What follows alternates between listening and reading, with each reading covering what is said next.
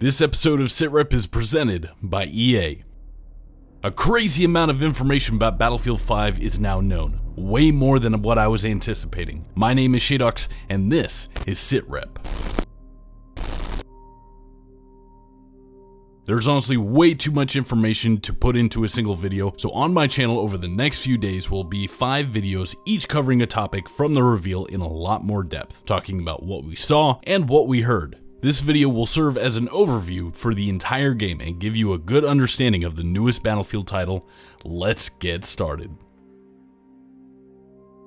First off with the setting. Congrats to all the people who guessed World War II. I was so damn sure they were pulling the wool over our eyes, but I was wrong.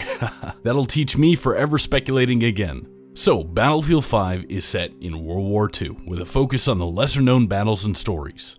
At launch, we can expect to see the French countryside, the fjords of Norway, and the deserts of northern Africa.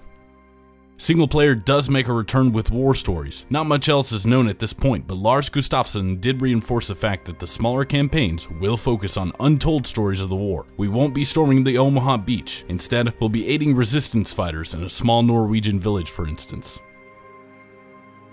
Battlefield is best known for its massive multiplayer, and 5 is no exception. We see the game modes of Conquest, Rush, TDM, and Domination return with something new called Grand Operations. This expansion to the well-received mode from Battlefield 1 will take place over 4 fictional days, with each day being a different game mode. Possible game modes included in Grand Operations is Airborne, Frontlines, Conquest Assault, Rush, and Breakthrough. Breakthrough is the traditional operations mode from Battlefield 1 where you take sectors and advance through the map. At the end of the 3rd game, if there is no clear victor, the Grand Operation will move to the 4th day, Final Stand. This round is a sudden death with each player receiving limited ammo and no respawns. Tensions are going to be super high during this, but DICE is ensuring that this special mode will be special and only occur about 1/3 of the time in operations. In addition to single player and multiplayer, a new cooperative mission mode is now available. You and 3 others will be able to squad up and take on dynamically generated missions.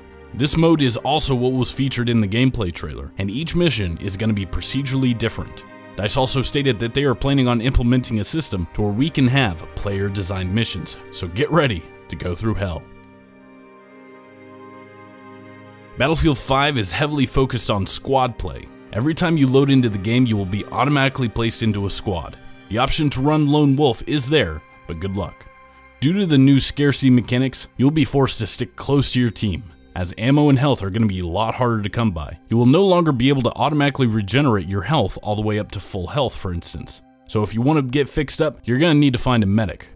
Medical and ammo crates also now work differently, forcing you to interact with them. Squad mates can now revive each other with the new buddy system, but since the medic is the only one who paid attention during combat lifesaver classes, he can revive a whole lot faster and is the only one capable of bringing you back to life at full health.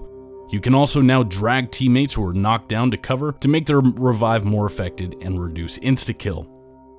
If you are knocked down, you are now able to look around for help while crying for your mommy, or if you choose, you can go into the light and drop dead. Your choice. Squads are now persistent throughout game modes as well, even if you back out.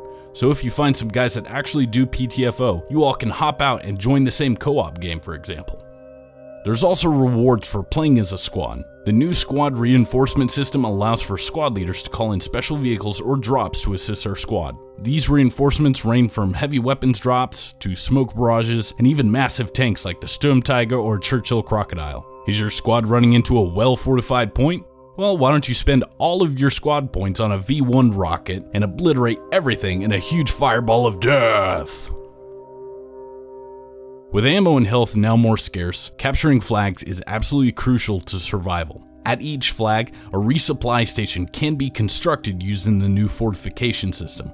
This system allows you and your teammates to place defensive and offensive structures in key places on the map. Is a point too open? Well, why don't you throw some sandbags and sea wire around and make yourself a machine gun nest? Did your favorite 2-story Victorian house have a Panzer drive through the living room? No worries, you can plop down some sandbags and rebuild the walls. Every class will be able to build these defensive positions, but the support is the only one who watched my videos, so he knows how to do it faster than every other class. So with all this talk about class perks, how do the classes break down now? We see the return of the 4 main classes: Medic, Engineer, Support, and Recon. Each class is further separated into archetypes, and these different kits will help you deal with different scenarios. Each class does have an archetype to deal with most scenarios and engagement ranges, and this can actually be seen in the trailer, where the female, who is a recon, starts out with a submachine gun and then switches to a bolt-action sniper when she respawns. Each archetype is unlocked by playing the game with that class, and it can be customized in your company. Your company is where all of your different loadouts are stored. Here you can customize each one to suit your playstyle, as well as make changes to your cosmetic loadout to your soldiers. That's right, cosmetics for soldiers. You can change your face, gender, hair, uniform, boots, gloves, hats, and even go full Highlander and throw on some damn war paint.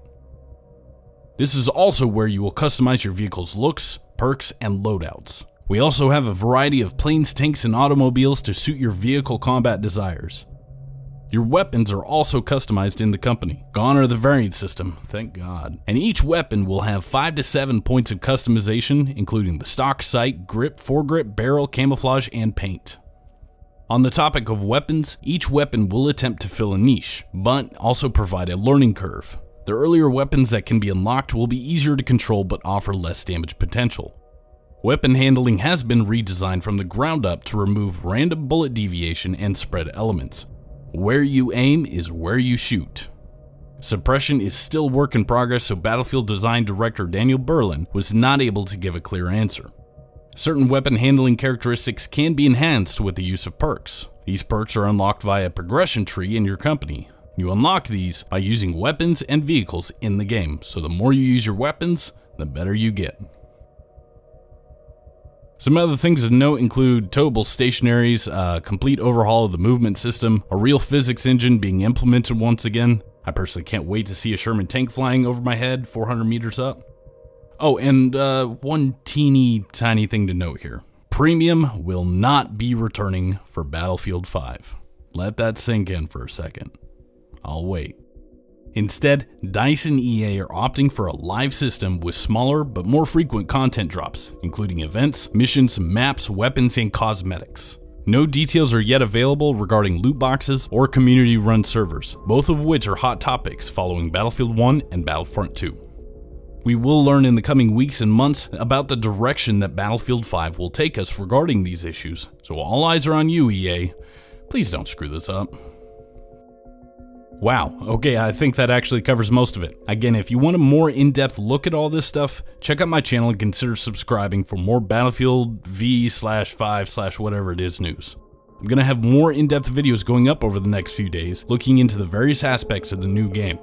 This is a lot of information to process, so don't worry if you feel lightheaded, dizzy, nauseous, or experience an irregular heartbeat. 5 out of 7 doctors do recommend subscribing to my channel to prevent the imminent heart attack from all this hype. My name is Shadowx Films, and I hope to see you on the battlefield.